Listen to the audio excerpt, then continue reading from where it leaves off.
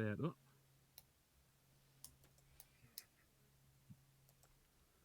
do Welcome on what? in. What? What in Right. the That's a world? nice beard, Buck. Thank So you. Thank you. Am I coming in loud and You clear? are coming in. Just make I know sure. this guy. I I know know, him. right? I know you. You.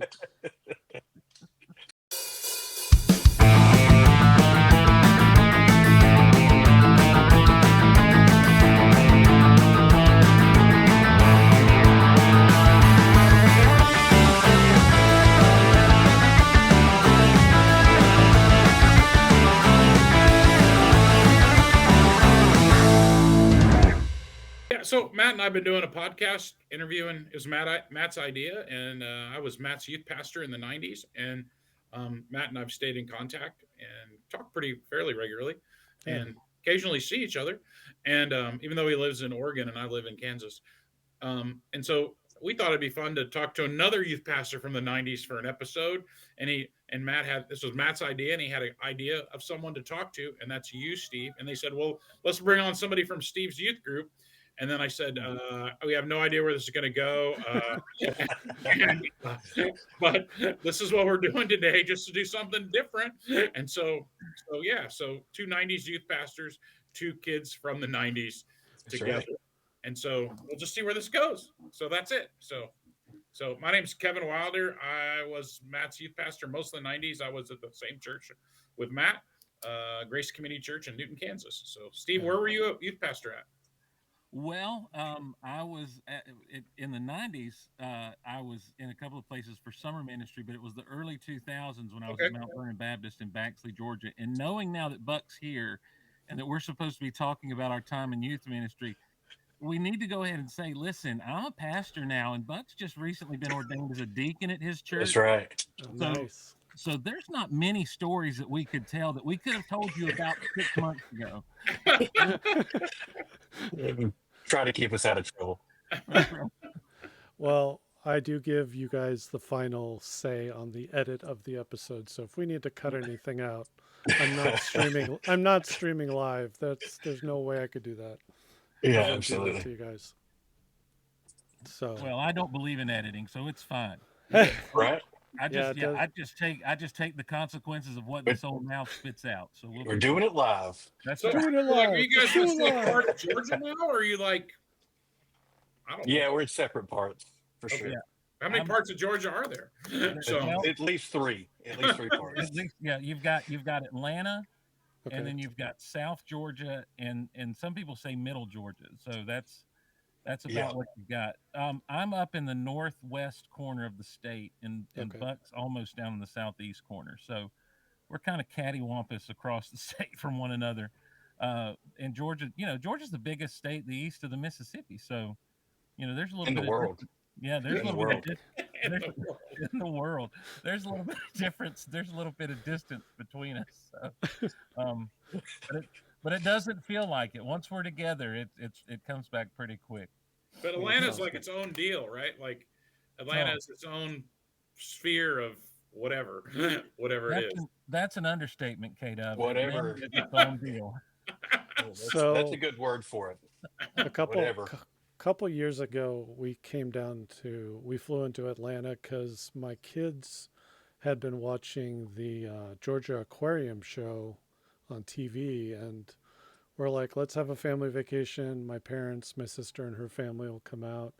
So we came out, went to the Georgia Aquarium, visited my former neighbors from across the street who live in Savannah now, and it actually was kind of funny too. Have you watched Cobra Kai at all?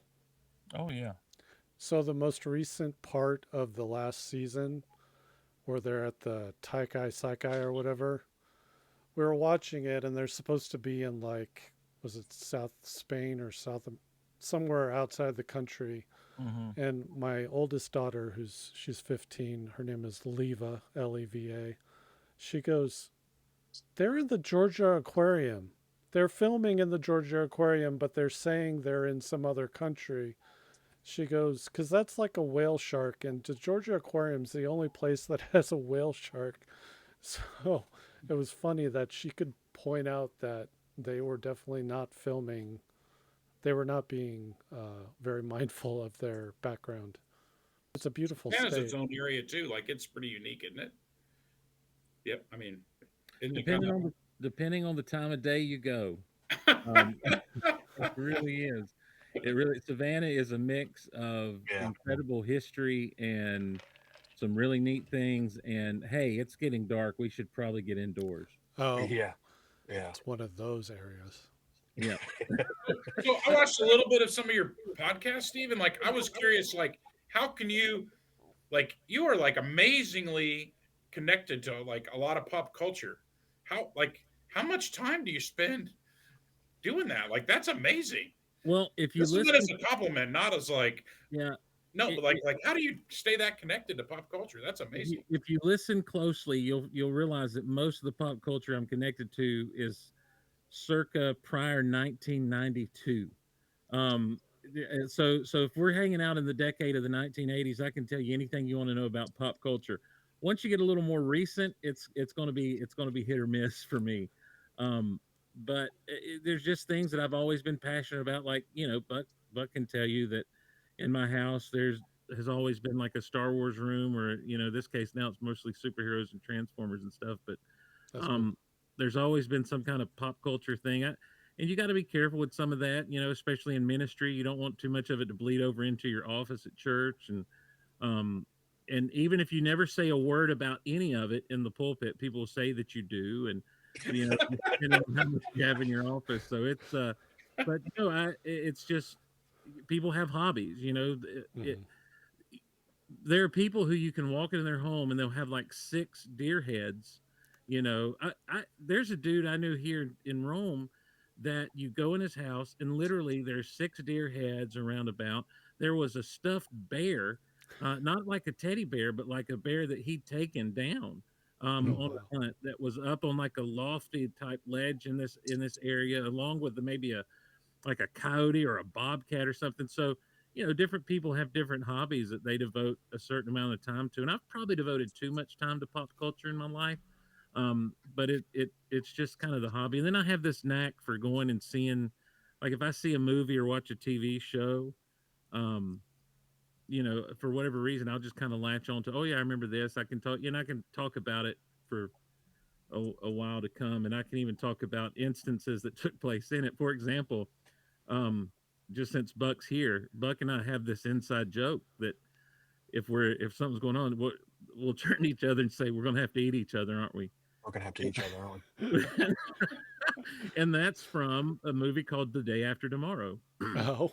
starring Dennis Quaid, and it was all about global warming. Dennis Quaid fights global warming, Oh yeah, I and remember that. Like it got real cold and yeah, in and their it was just, library and all that stuff. Yeah, I remember that movie. and I was just sitting there thinking, wow, this is real stupid. But we kept making, Buck and I were watching it together.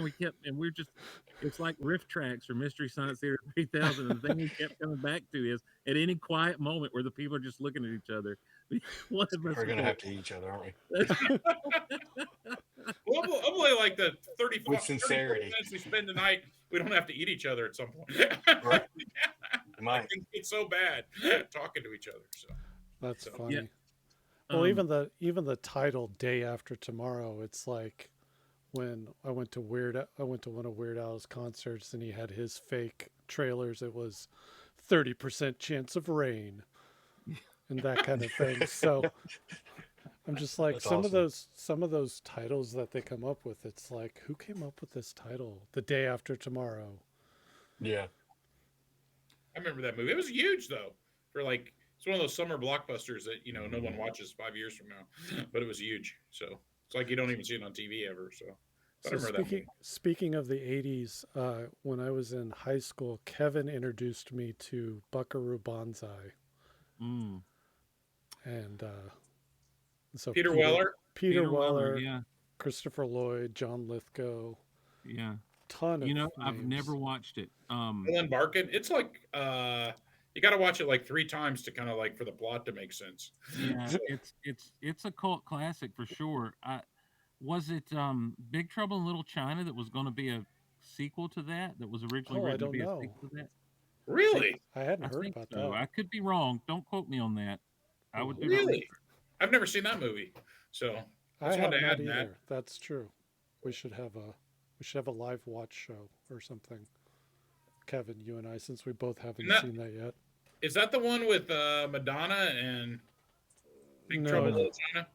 no, Big Trouble in Little China is Kurt Russell. Oh, Yeah. are huh. you thinking Dick Tracy? No, I'm thinking the one that she was in with Sean Penn that bombed. Oh, Madonna No, was in a movie, so no, she was in a lot of movies. early '80s. So, I've never heard of it. all right. Maybe I got the wrong movie, but my mind's getting mushy. So, So I graduated in 1996, and was trying to think. Um, so that's mid 90s. When did you guys graduate from high school? So I graduated in '02, and I didn't realize. I thought, Steve, you were there late '90s, but what year was it you came to Montana? Literally January 1st of 2001 Oh wow. was you Really? only had It yeah, Buck for feels. like a year and a half. Oh yes, yeah. Well, yeah. I hung around. I was a hang around. That's right. That's But you right. have a lot of stories. Yeah, I Yeah, hung around for college, and then obviously we still kept in touch. But yeah, it just seems like when you're young, man, new experiences seem longer, and as you get older and you get into routines, time flies, and it yeah. seemed like it was so much longer than a year before I left to go to college. It Wow. it does, and I graduated in '95, so I had experience in the '90s of being in a youth group through the '90s, and then literally a week after I graduated, I stepped into the role of youth director at a church Wow. that was looking for a pastor.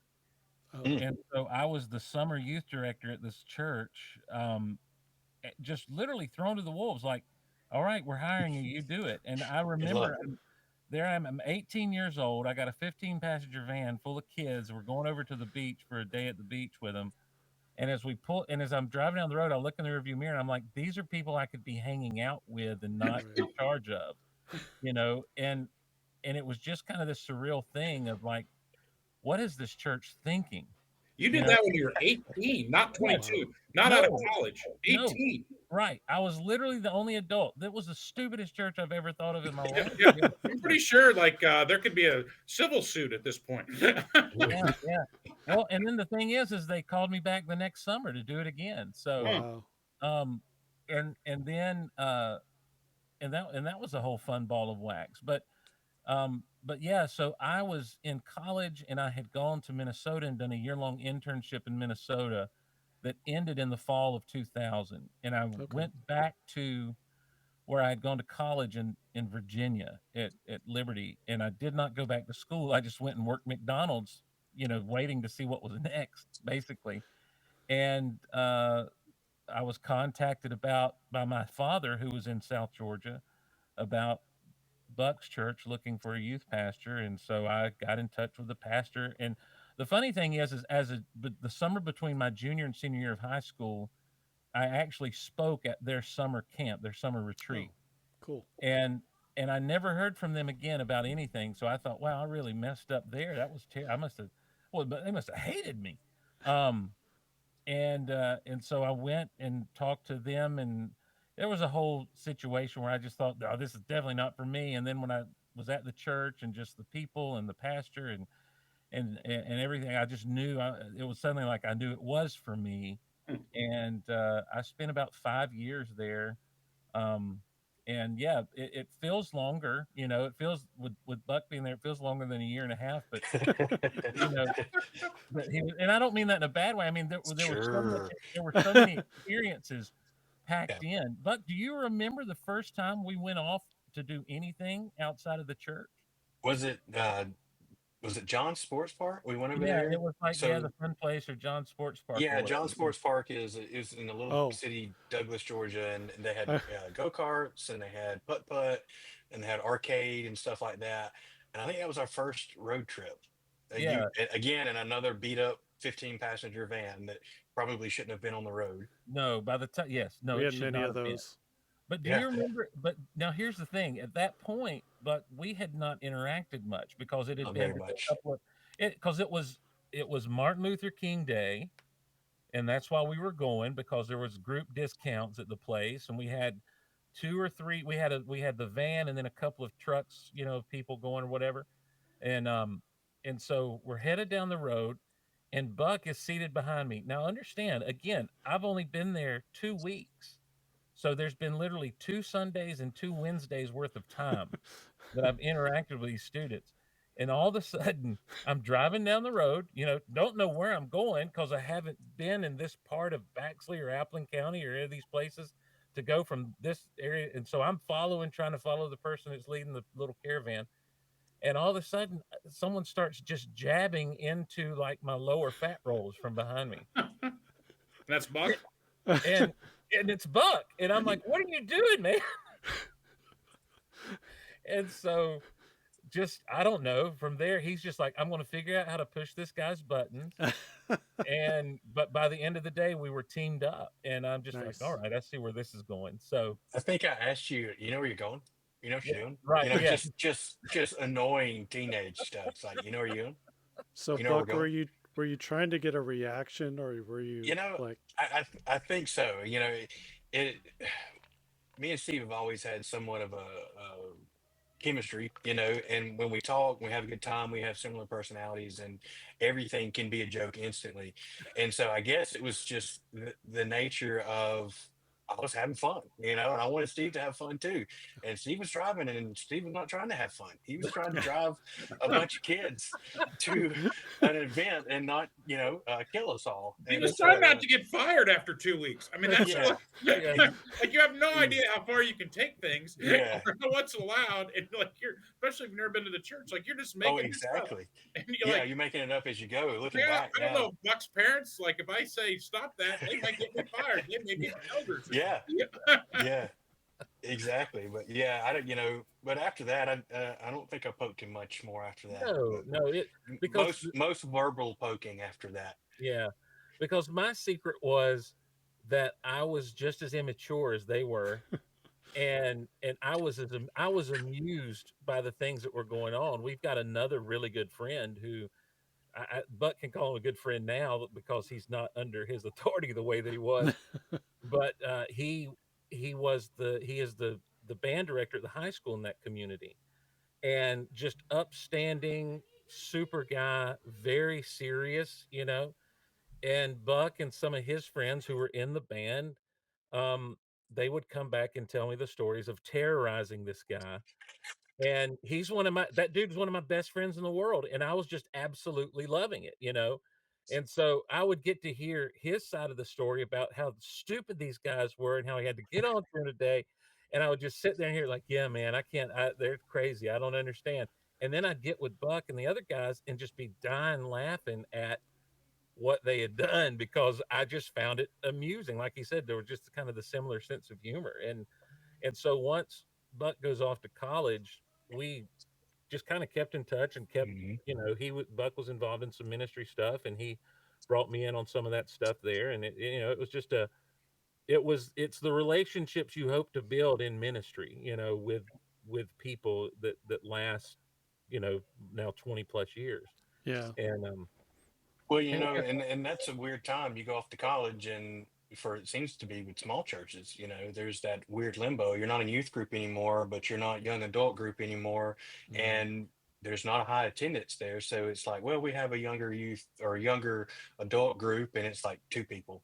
So I hung around the youth group still. You come mhm, back in and you're hanging out with Steve, and so now you have to kind of act a little more responsible, because now you're the college guy.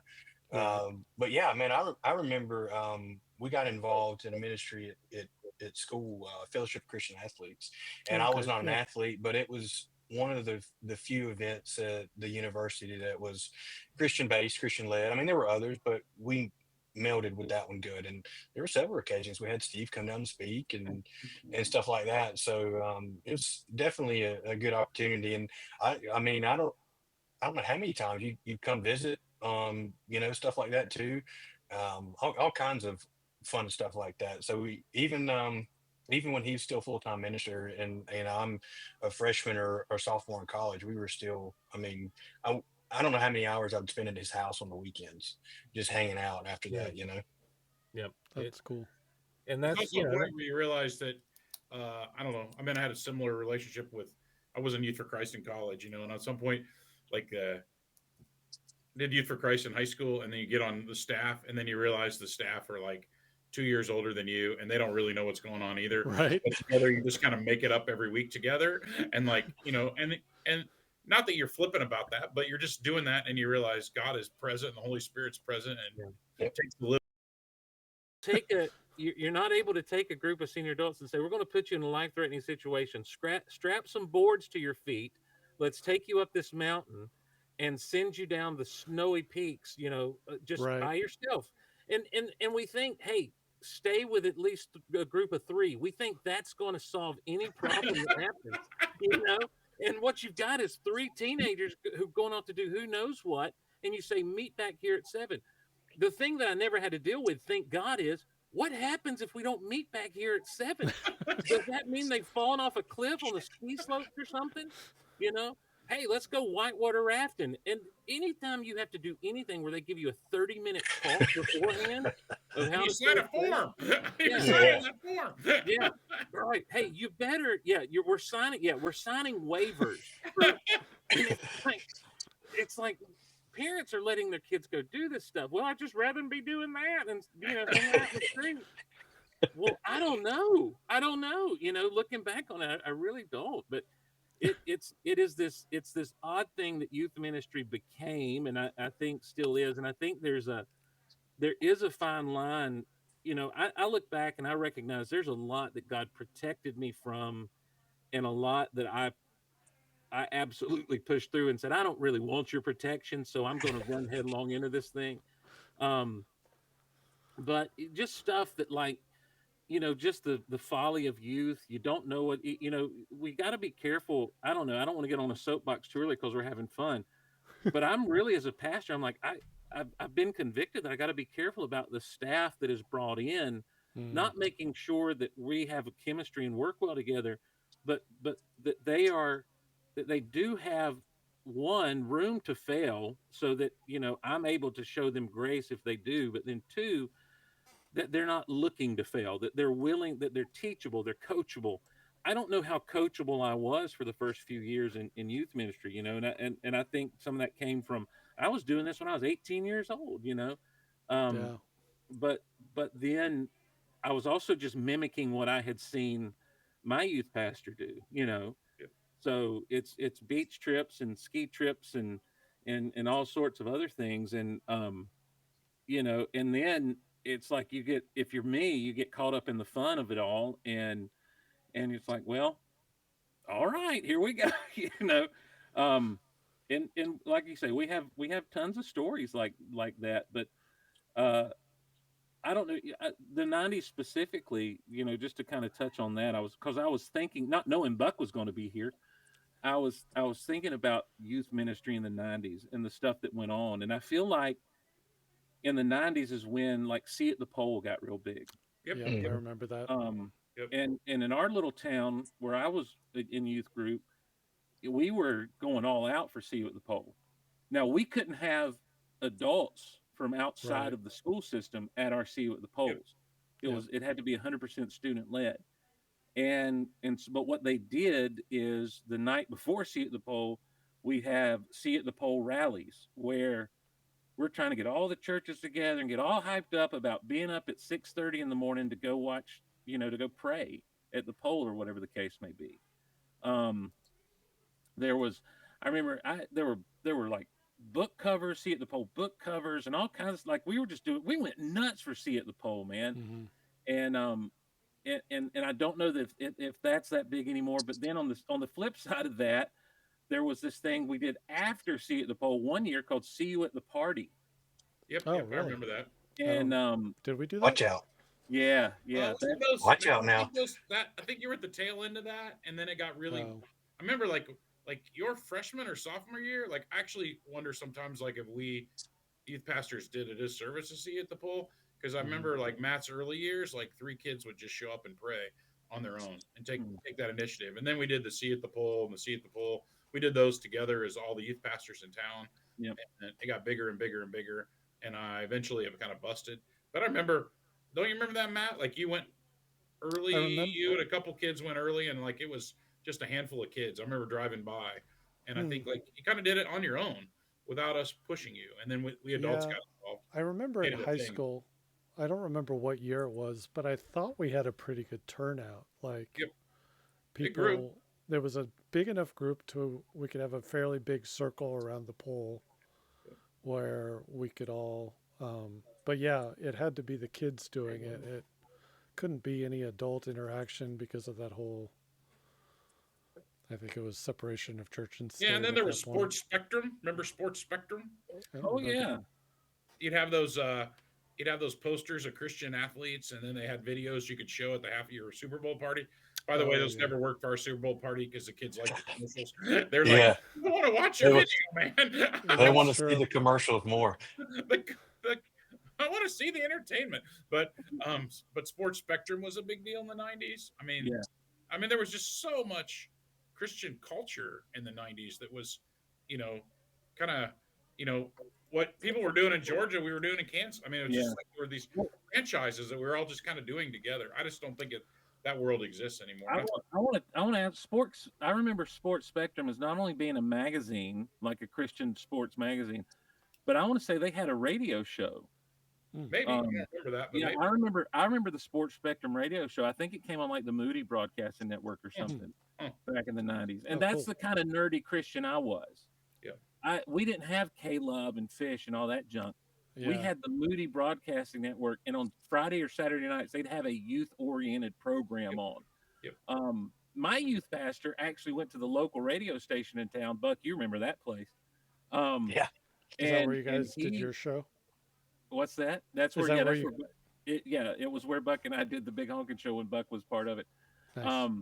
And this was before it was what it had become as run down as it did, Buck, when we were doing it. But he actually bought airtime. He and another youth pastor in town, and they played an hour. They did like a 2-hour block of contemporary Christian music at the time. Now, the problem with that is they were doing this on a country western radio station. Oh no. And so boy did they hear how ungodly they were and how bad it was. And of course, that just my youth pastor that fueled his fire.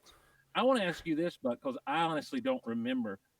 Did we do stuff like with games where people would get wet or gross or nasty or dirty or anything like that when I was your youth pastor? You know, I don't think we did. I don't think you were ever really into that. That was more No.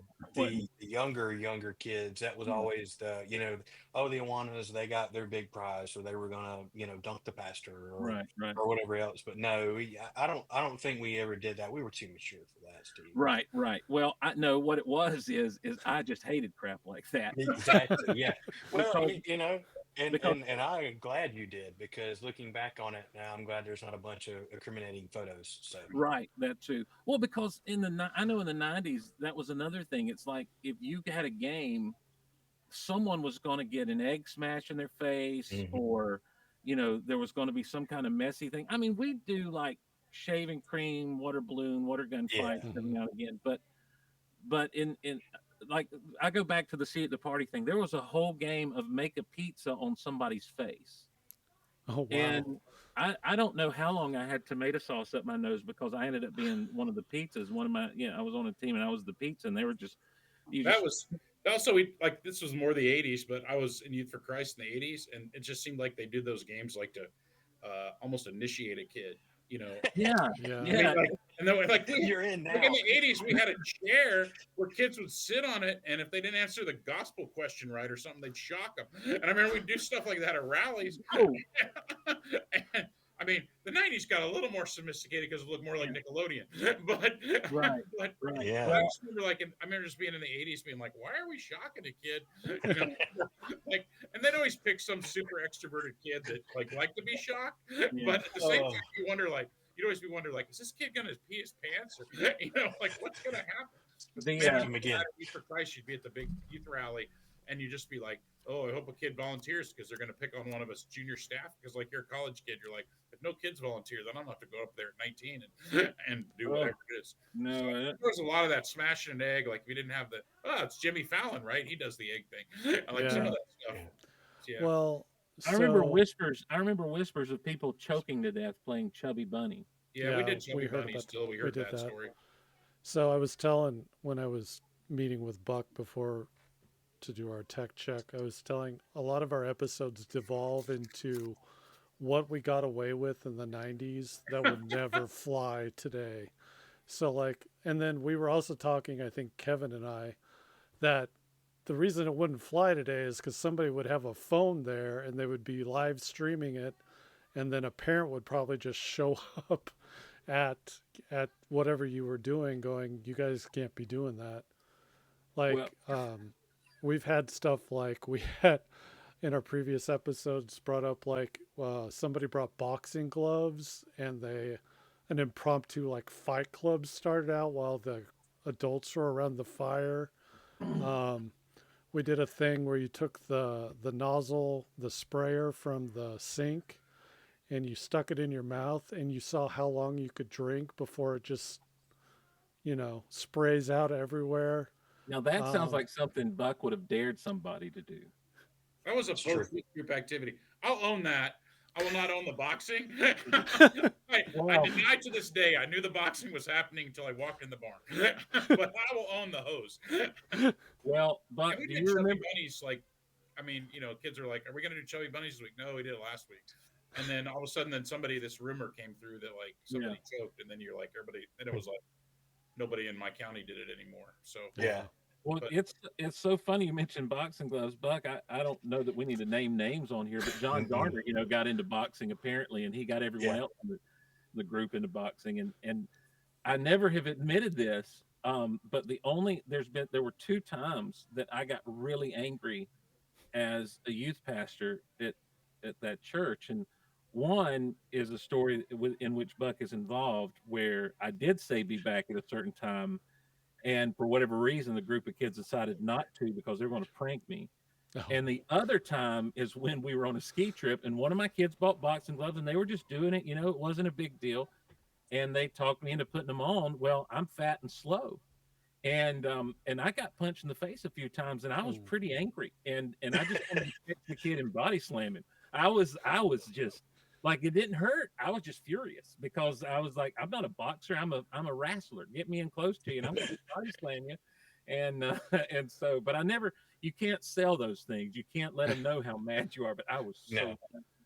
So that's a good thing. Kevin, was there anything that ever really got you mad, like that we did or didn't do that you wanted us to do? You're a pretty easygoing, roll with the punches type of guy, but there had to have been something. I remember really. I mean, I think the thing that would. I mean, yeah, you play dodgeball and you get stung in the face, and you kind of lose it for a little bit, or something. And so those kind of things. I mean, I can relate to the boxing story. Like then you're really trying to throw as hard as you can for a yeah, while, and you realize, yeah. oh, I'm the adult here. So, I mean, there would be places where you just like kind of lose the fact you're the youth pastor, and you're like, I just want to sting that kid that got me, And so, and usually like the opposite happens. You hit some girl with glasses or something, who's Yeah. like, Exactly. and you feel horrible. So, yeah. I mean, those kind of moments where you're still a human being in those kind of Yeah. things. So I just want to like early 2000s. Like, there's no flip phones. No, not even flip phones then, right? No, I don't Yeah, it think And was so. we, just. Go ahead, Buck.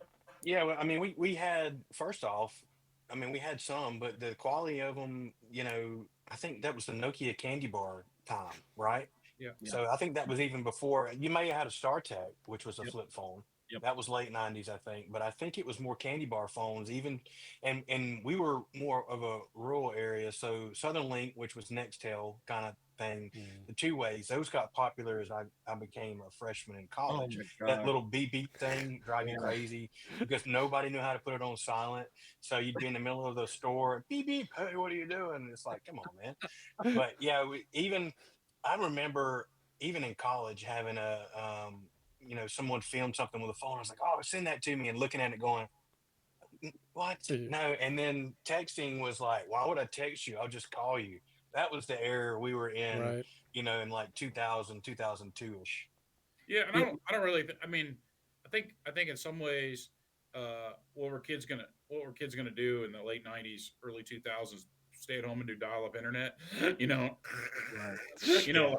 I mean, Get so off the phone. I think we benefited from that in youth ministry, and that like Yeah. coming to church and being together was a way to be with your friends, Exactly. and I don't mean that like I don't mean that in a bad way. I just like naturally was something that drove kids. Where I'm a junior high youth pastor, and my kids are really good about not being on their phones at youth group. But as Mhm. soon as we're done, you know, um, they're checking, and then they go play ball or whatever afterwards. But it's just a very different world. Like we're texting before and all of that stuff, and like the need to be together to have activity isn't as great. And I think it was at the heyday of that in the '90s. Yeah, Actually, I think that was yeah, really awesome. Like it was fantastic, Yeah. And so I, we I were, would Yeah, I would say for me specifically, I hate this word, but it was a safe place. It was a safe Yeah. space. yep, Exactly. It was, Steve did a very good job of it being inviting and welcoming. Um, you know, I could easily invite all my friends to a Wednesday night because we were going to play, we did like field hockey in the gym or dodgeball or whatever else. There was some sport, but then there was some sort of presentation of the gospel or scripture reading, or Steve was going to give something at that point, right? We didn't just show up to have fun, but there was a great allure to be there together. Like you said, we couldn't, after school, we couldn't get on our phones and voice chats and video chats. Even the technology as far as video games, we couldn't communicate yet. So Right. that was the gathering place. It was everybody came. I bet we had 50, 60 kids sometimes on a Wednesday where we only had about 15 regular kids to our church. But Wednesday is because we had activities, we had someone with a good message. It was Mhm. fun. We were doing activities. It was safe. Nobody's parent cared. What are you doing tonight? Oh, we're going out to Mount Vernon. Have a good time. yep, That kind of stuff. And that was the thing I appreciate about Steve too, was, for example, you're a senior in high school. It's like, well, everybody's going on a senior trip. And Steve's like, I'll get you a senior trip. You're not going on a booze cruise with them. Mhm. We loaded up and took a bunch of seniors from our high school to Panama City, had a great time, Laguna Beach area, stuff like that. It was all about giving us an alternative to what everyone else was doing. You don't have to do that. You don't have to be in that. If you can be set apart, you can be different. Right. And I don't know. I mean, I'm glad I'm not a youth minister today because you're right. With technology and phones and everything else, how do you keep the interest? We had no choice. You sat there, you listened. Hey, when he says sit down and be quiet, listen to this message. That's what you did. I couldn't pull my phone out. I couldn't. I didn't have a laptop, tablet. I didn't have. I didn't have earbuds in. It was just this is Yeah. what we do. Or I remember and my I want to say I'm a junior high youth sponsor. I'm 60 years old, also, yeah. and I'm a junior high youth sponsor. So I'm not quite working with kids as a volunteer or staff member. I mean, but our kids are like they're dialed in when they're at youth group. Mhm. They're wrestling on the floor and horsing around like junior high kids always do. Yeah. They're dialed in, but just the amount of noise before they get there and the amount of noise afterwards, I have no A different complaints world. about technology with my 25 junior high kids on Wednesday night. I have no That's complaints. great. But Well, they're just so it's just so noisy before they get there and it's so noisy afterwards. Um, and I think they see church as a break from that. We have a Yeah. meal before and they go out and play ball. We have a basketball court outside or they go run around the church. I think they see it as a break from all that. But man, as soon as they leave that, it just seems to be so noisy. We're Yeah. doing a series on that right now with our kids, just like how noisy it is. And so, well, and I think it was great. I don't know. It's like, we just have to be so much more intentional today. Yeah. it's something that I never really. See you later. It's something that I never really He'll thought be back. about. Yeah, it's something I never really thought about in the moment while doing youth ministry. But you create a culture in that space with those kids and with that ministry, and that's why it's so sad that for the longest time, and even now, I think the average stay for a youth pastor is right around a year, or if that.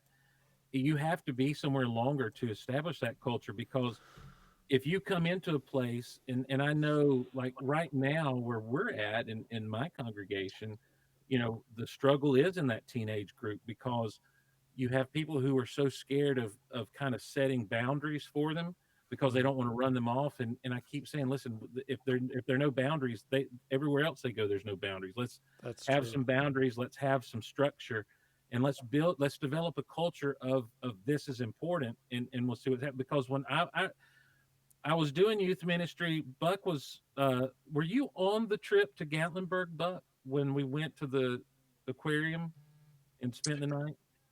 No, I don't think so. Okay. This is the trip we said looked good on paper. We did a we did a winter retreat with a friend of mine who's also in youth ministry from a different area in Georgia, Hmm.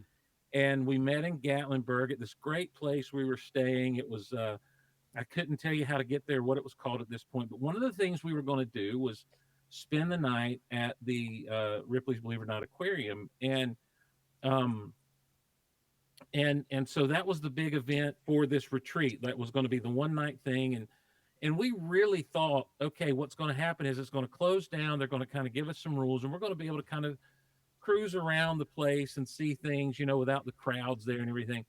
They had it structured, man. Like we're going to play this game, we're going to do this, we're going to do this, we're going to do this. And the thing is my group hated that Mm, because whenever we'd go off somewhere, there would be times where they knew we're going to sit down, we're going to worship, we're going to have times of Bible study. You're expected on this particular trip to have a quiet time just by yourself for this period of time in the morning. But then free time was literally free time. right. Here are the things not to do. Don't go too far this way, that way. Stay with this many people, that sort of thing. And we're just going to hang out. And you'd have kids pop in a movie and watch. You'd have kids run over to the beach and hang out. You have kids, but they just kind of hung. You didn't have to have constant activity for them because Hmm. that's kind of the person I am. I like to just chill. Yeah. Well, this other youth group that we were with, they were miserable the entire trip until that night at the aquarium because suddenly they're playing games, they're doing this, and everything was structured. And I realized then, okay, so you have to develop a culture in the ministry that you're doing so that you can come to a place where you have kids who are dialed in during Bible study. And then the kids that they bring in are going to see that that's how everyone else is acting. So they're going to follow along. And that's a thing. It takes time and effort and patience and you've got to invest. I think the one thing that's been true in youth ministry that I've seen from the time that I was in youth group to now, which good night, 30 years of time, um, I think that you look and you can see that the one thing that is constant is you have people who are investing in the lives of these kids.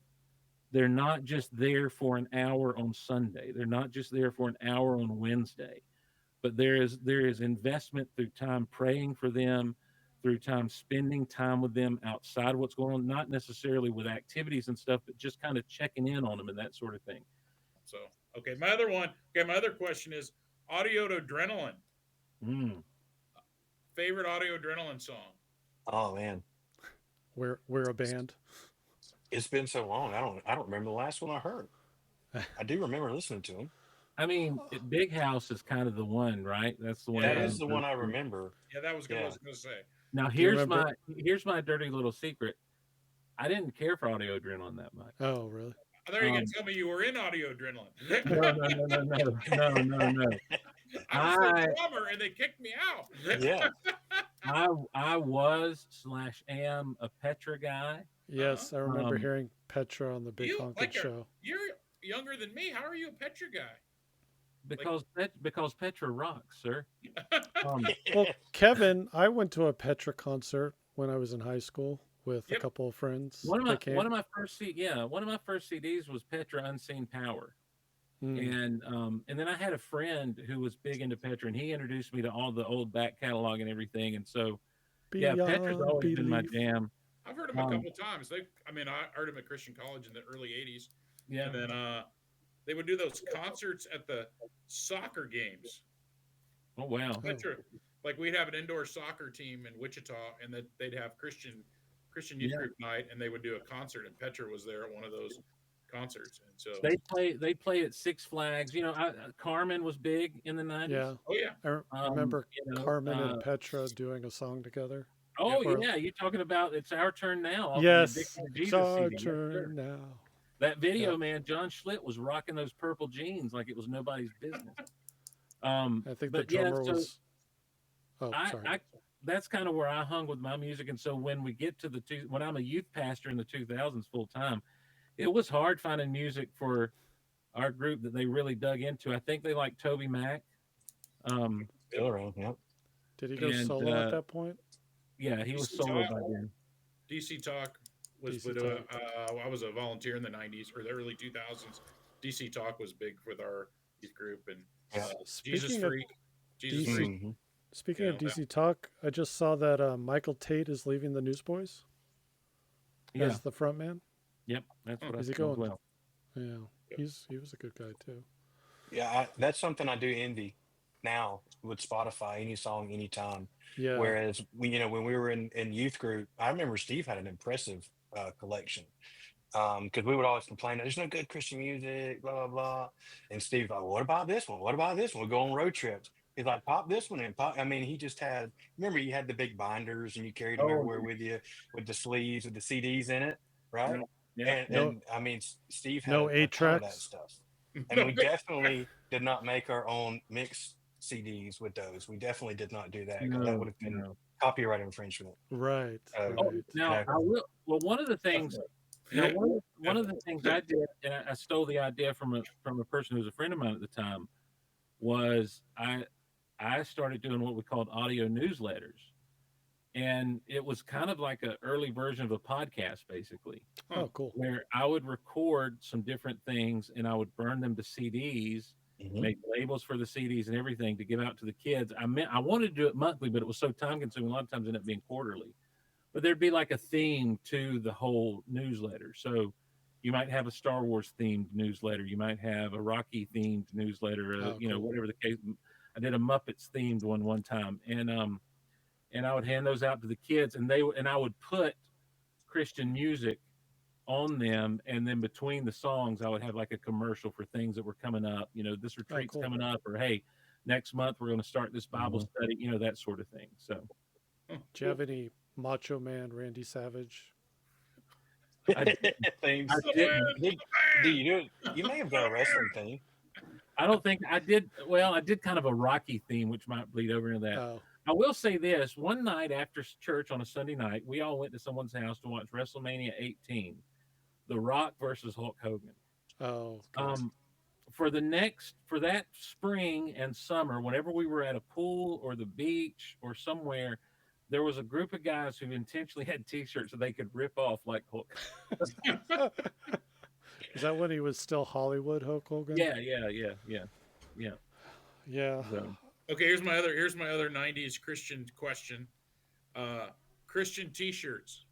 oh Mm. man, Yeah. And then I like remember best being the worst or the best, either way, like just the most memorable Christian t-shirt slogan from the 90s. Because I remember like there were companies you could buy t-shirts for like $5 and then you could sell them to your youth group for like, I think we sold them for like $6 just so the two kids that didn't pay you didn't lose all your money. And I just remember like we get these companies and like we have like a shirt store for like 2 weeks, and then 6 months later or whatever it would come again. And like there were so many Christian t-shirts, and I kind of died like late 90s, but there used to be all these little crazy t-shirts that had all these sayings on them. they were parodies. A lot of them were parodies Yeah, of, yep. of either slogans or logos. I remember. Okay, so was it Pepsi where Ray Charles did the "You've Got the Right One, Baby"? Yeah. I think Okay, so. so there were Pepsi T-shirts that had this certain font and everything, and there was a Christian T-shirt. "You've Got the Right One, Jesus." Yep. I think they still God's do that. Gym was a big one instead of Yep. Gold's Gym. I had one of those where Jesus is like doing push-ups with the cross on his back. Oh, yes. Oh, it Or feels Samson, wrong. you had Samson pushing the thing, and it was God's gym. Yeah, it feels Yeah. wrong. Yeah, there's one where it's like literally Jesus under the cross, pushing up the cross. It seems like. Yeah, Yep, I think yep. I Yeah, remember that seems one. wrong. Um, Yeah. Uh, Okay, so you got a 90s t-shirt to remember? I don't I had I don't one. remember we did a lot of that. I No, we think I didn't. got Now, It I was yeah, got like one. a flash thing for like 2 years, and then it I, just re- and it's I I think people just remember. started going, "This is cheesy," but it was like a huge cr- thing for a while. Well, no, we did our own. We did yeah, Cross-eyed, yeah, yeah. which was a parody, Cross-eyed being Cross-eyed, but then Right. Cross-eyed. Oh, So cool. that was our kind of our youth group slogan as I was leaving, and it was going on to the next I group don't of think you could do kids. that today, buddy.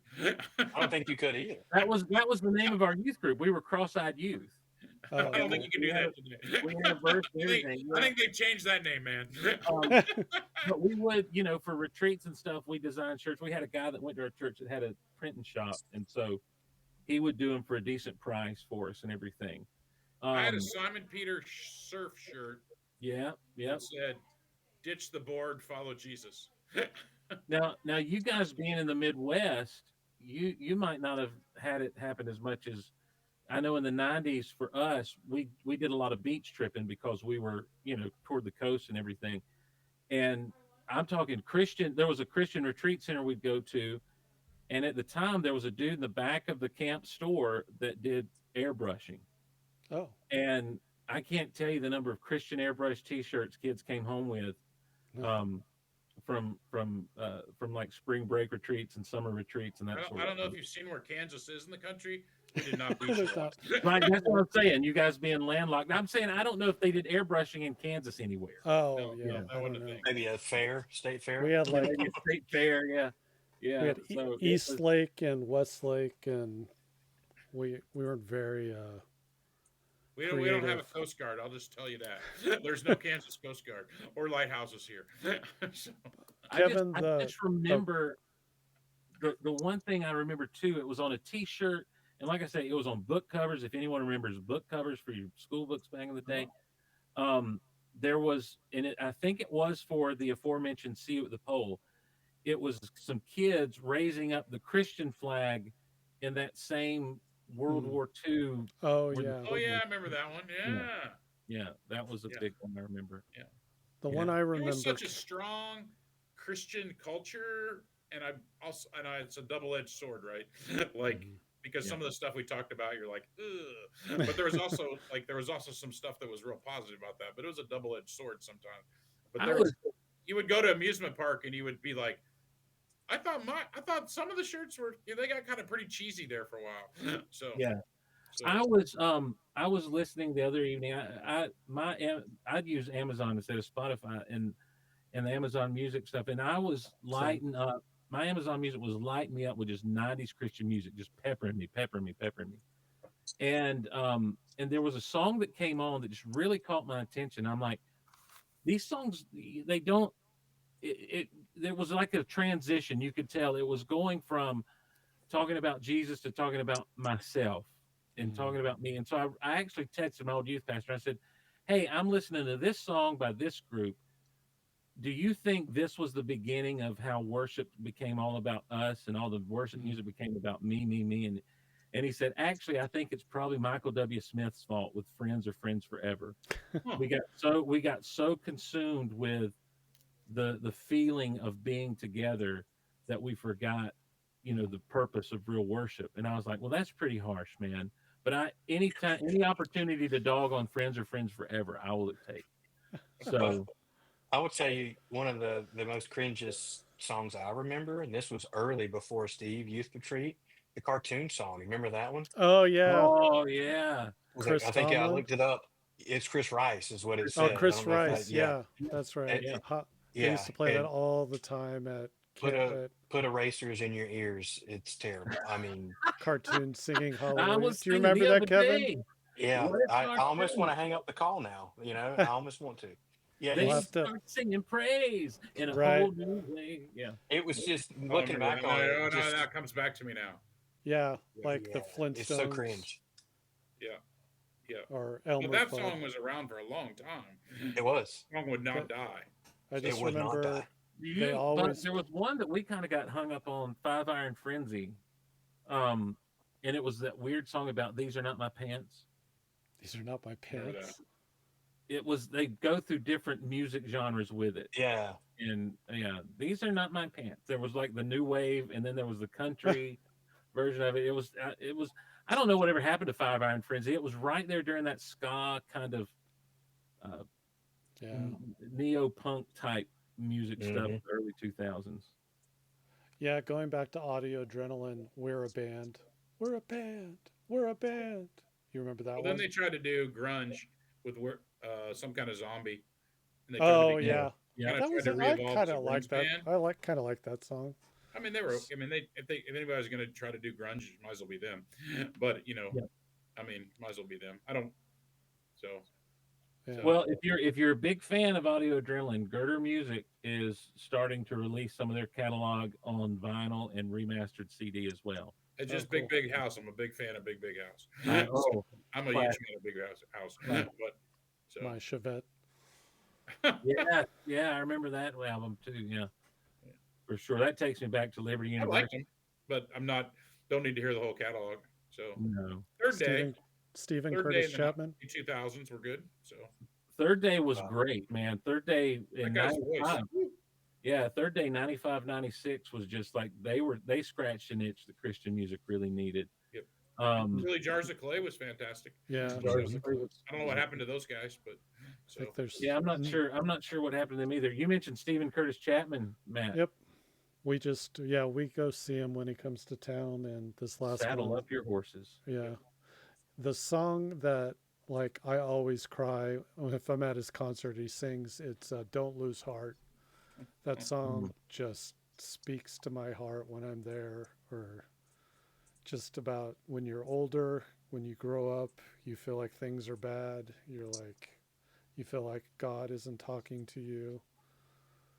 Oh, I'm getting the feelings right. I'm getting the feels right now. But yeah, that's Well, um, hurry, Buck. Let's get out of this. So then we don't. yeah. Hurry. Hey, Yeah. look. I will tell you this. Buck mentioned, that we had when I was his youth pastor, we had a place where kids felt welcome to come and that sort of thing. And we tried to definitely facilitate that and still give truth and not shy away from students' needs for the Savior. We also were blessed to be in a community that allowed youth ministry to reach into the schools. The That's youth true. pastors were in the high school and the middle school there in the town once a week. We were there weekly at lunch with the kids in high school, and then actually getting to do devotions with middle school kids during their lunch. And then eventually the Christian school let us in. It's funny, the Christian school was more resistant to the youth pastors coming in than the public schools were. Um, but so you had a relationship with these kids already, and so when they showed up, they weren't strangers to you, and you weren't a stranger to them. And we really had some neat times, in youth ministry. But it is a true thing that if we ever found ourselves getting too serious outside of the times it was meant to be serious, I think Buck and I were pretty good about just ending that quick. Um, Yeah. and unfortunately, it continued right up to Buck's deacon ordination service All That's right. uh, true. several weeks ago, which he asked me, and I was honored to come speak at. And as we were going through the ordination process, and people were coming, the ordained men of the church were coming to pray over Buck and the other gentleman who was being ordained. As I got up to Buck, I reached out. I said, "I'm going to touch you now," and that was that. So, We're gonna like, have to eat each other. I couldn't just let it hang. I couldn't Yeah. just let it be this serious conversation. It was like, I'm going to touch you now, and but I think, to me, Buck is one of two former students of mine, and Buck's more of a friend, I think, than a former student in a lot of ways. But people who've been under my ministry, and regardless of the mistakes I've made, who've turned out really well, and or both taken serious leadership roles within the church, to varying degrees of whatever. But um, I I can say that there's nothing more rewarding, to a minister than seeing those that you've poured your life into actually continue on Yep. living for the Lord and walking with the Lord. And I hope that my youth pastor feels the same about me, knowing where I'm at. Even though he always told me, "Well, you're going to be pastor one day," and I'm like, "No, I'm not. No, I'm not." Um, Here I am, and I hope that he feels some sense of reward beyond I was right and you were wrong. Um, Well, I think we try to keep these to an hour because our we don't have a long attention span. This is long for us. So, um, thanks, It's guys. Thank you very thank you, much. thank you. We Yes, appreciate it it. was very fun. Wonderful to meet you guys. So, yeah, Yeah, good so to meet hey, you. but though before you go, pitch your podcasts real quick in case yeah. people want to listen. Take a minute to pitch your podcast. Like, how do they find them, and what are they about? Well, really, the only thing I've got going these days, pretty much, is the Geek Out Loud podcast. You can And, find it. and what's the content so people know? Well, it's just geeky stuff. It's that aforementioned pop culture that we talked about early on, movies and stuff. And you find yourself now in the days of pop culture of having to navigate what's appropriate and what's not. And so, I try not to damage my testimony and try to be honest about what I like and what I don't like and why I like it and why I don't like it. But really, it's just about having fun. I really just like to be silly and have a good time. So, if you're so inclined, check it out. And you dig back into the past a little bit, and you also are doing some of the present stuff, right? Oh yeah, man! Like the Superman trailer that launched a few weeks ago was a That big was deal for awesome. me and friends of mine. So we broke that down, and I've got some other stuff coming up. I've got tons of ideas. I just never execute them all. So You don't have enough Buck, you have a time. podcast? I do not. I am. Would you I'm recommend podcast Steve? free. Would you I recommend do. Geek Out Loud to people, or would you not I recommend do. that? Because I only listened to like one episode. I thought it was all right. Yeah, What would you say? Like, would you not recommend that, or would you recommend this? I definitely recommend any content with Steve. So. I All right. Well, I will. Well, let me say this: still out there in the world is BigHonkinShow.com. I know. I've gone there. Are you serious? Yeah, Yes, I Still listened to live? one of those too. and it's yeah, riddled with AI bots in the comments. yes, indeed it is, That's awesome. and that's fine. But what it's also riddled with is you can go all the way back to 2009, Which I have. and I believe September 19th, 2009 is the first episode featuring one Buck Thompson and Steve as we celebrate Talk Like a Pirate Day. Oh yeah, that's Okay. right. And, We had a couple good compilations there where we did a best of, Yep. didn't we? Oh Yeah, yeah. those. We need If to you could find ever that. find those, I don't know where they are, but those were good because you kind of got highlights from all the good stuff we put Well, together. So you and got your- Big Honkin' Steve back. So how do you find that? Like in the archives of that? that's just BigHonkinShow.com. It's still up on podcasts. Like it's not a dead podcast at all because no, there's it's not. always a thread of bringing it back. Okay. So Always just to a let threat. you know, Steve and Buck, I think I told Buck this already. Like when you guys started that, we were just adopting Leva, who you saw come in and wave. Mm. Um, couple years ago, we were working at our church camp and kind of being the staff parents for the staff there, and I had my own little office to work from at my current job, and Leva would be in there with me, and I would just throw on the Big Honkin' Show from that website, and we would just sit there and laugh at you guys. And my favorite episodes are when you guys are together on the show. And I was thinking about it too, and I was thinking about Geek Out Loud and how I found you. And I think, maybe don't quote me, but I think you can take credit for the reason I actually started trying to do podcasts. This is like my third one. But as you know, with Don't you put anything, that you got to on me, do, Ricky Bobby.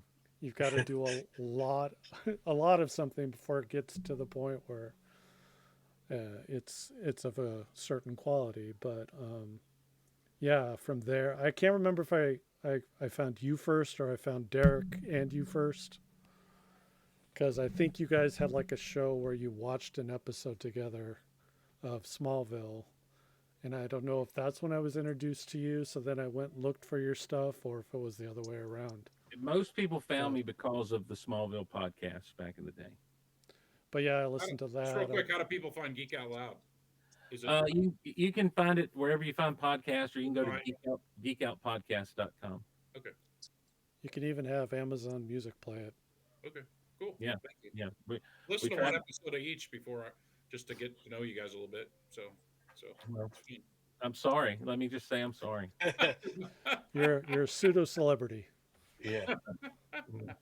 So no, I was like, I'm just going to email him and see if he even looks at it. And you emailed back pretty quick, and I'm just like, wow. He said yes, sweet.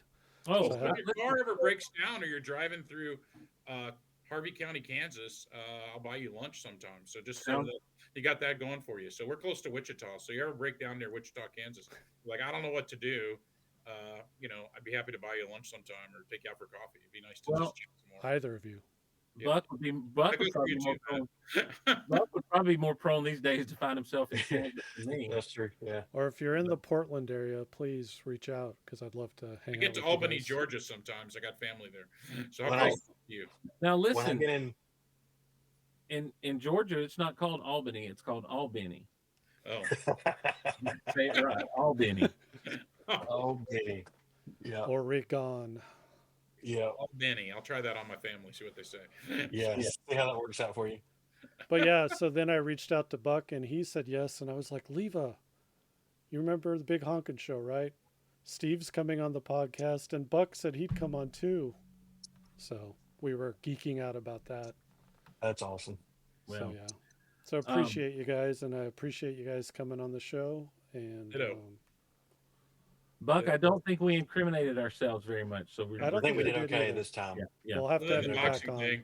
I think we're all good. We're all good. Yeah. The boxing thing gets all of us. So, Mark safe from youth ministry. all right. Thanks, guys. Thank you. Authorities say a naked 91-year-old man was able to hold it. We got to be careful with this one, by the way. Was able to hold a drunken intruder at gunpoint until deputies arrived. Robert E. Thompson. Yeah, it's my first cousin. Jumped out of bed early Saturday when his dog started growling and attacking the intruder. He said he got his revolver and went out back to let the guy know how he felt about home invaders. Excuse me, sir. I'd just like you to know how I feel about home intruders. Oh, get out of here, old man. Thompson, a World War II vet, said he didn't even notice he was standing outside in the dark without any clothes on. Now, you might be surprised by my appearance. I am too. But I still got you, sucker. Authorities arrived to find a drunk intruder being held outside by a naked homeowner. I would like him to use a different word than being held. Held outside the home? Yes. Like, the guy was apparently trying to get into the guy's house. Like, he was on his property. The 26-year-old intruder was booked into the Palm Beach County Jail on a burglary charge. I did read that the old man fired a warning shot in another article. I'm not making that up. Well, here's the thing. He told the guy to stay, and the guy Hey, you stay right there. Yeah, he didn't want to stay, and he was coming towards the old man. The old man shot at him. I'm not running. I'll shoot you. I'll blow your brains out right now, kid. God, what are they gonna do to me? I'm old. I got nothing to live I'm for. 91 years. I'm a freaking World War II vet. I'll be dead before I get the chair. You think I care what they do to me? I'll take you down. Oh, medicine costs too much money anyway. That's right. You know. I'm tired of my pills. No, I like how he went out back to let the guy know how he felt about home invaders. Mm-hmm. Excuse me, Sonny. Well, they're talking about, the prosecutors talking about letting him off, for time served for having to sit in the presence of a naked old man. Well, that's...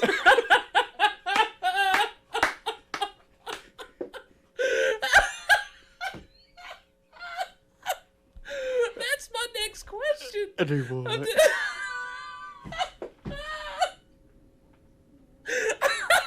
Put your clothes on. Sir, I'm so sorry. Do you think one of the investigators gave him a jacket, Look, or the guy was... Well, hey there. you gotta talk with the whistle? Hello there. Oh my gosh. What was he doing naked? I mean, let's be careful. Let's be careful. I saw him on Fox News, and he said You saw it on Fox News? No, I saw him. Oh, He was okay. being interviewed, and he The fair and balanced Yeah. news. Yeah. Well, they are Ding, fair and ding. balanced. Yeah. Well. Okay. We've talked about We this don't want. before. We don't want to go into this. No, we don't have time. Right.